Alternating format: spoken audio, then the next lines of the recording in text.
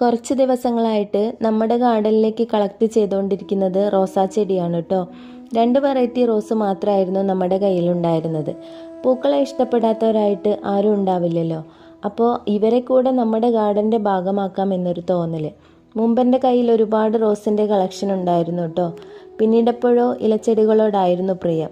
വീണ്ടും ഒരല്പം പൂച്ചെടികൾ കൂടി വേണമെന്ന് തോന്നിയപ്പോഴാണ് കുറച്ച് ബൊഗൈൻവില്ലയും ഓർക്കിഡ്സും റോസൊക്കെ കളക്ട് ചെയ്യാൻ തുടങ്ങിയത്. റോസിൽ നിന്നായിരുന്നു ശരിക്കും എൻ്റെ ഗാർഡനിങ്ങിനോടുള്ള ഇഷ്ടം തുടങ്ങിയത്. അപ്പോൾ പിന്നെ അവരെപ്പോഴും നമ്മുടെ കൂടെ വേണമല്ലോ. ഒരു നാടൻ പന്നീർ റോസിൻ്റെ ഒത്തിരി കളക്ഷൻ ഉണ്ടായിരുന്നു കേട്ടോ നമ്മുടെ കയ്യിൽ മുമ്പ്. ഇപ്പോൾ അതൊക്കെ പോയി. എങ്കിലും ബാക്കി എന്നോണം ഒരു ചെടി മാത്രം എൻ്റെ കൂടെ തന്നെ ഉണ്ടായിരുന്നു. ഇനിയിപ്പോൾ വീണ്ടും ഇവരെ ഒന്ന് വളർത്തിക്കൊണ്ട് വരണം. റോസാ ചെടി നടുന്നവരാണെങ്കിൽ നല്ല വെയിൽ കിട്ടുന്ന സ്ഥലത്ത് നടാനായിട്ട് നോക്കുക. പിന്നെ ഓവറായിട്ട് നനച്ച് കൊടുത്ത് വേര് ചെയ്യാനുള്ള ഇടവരുത്താതിരിക്കുക.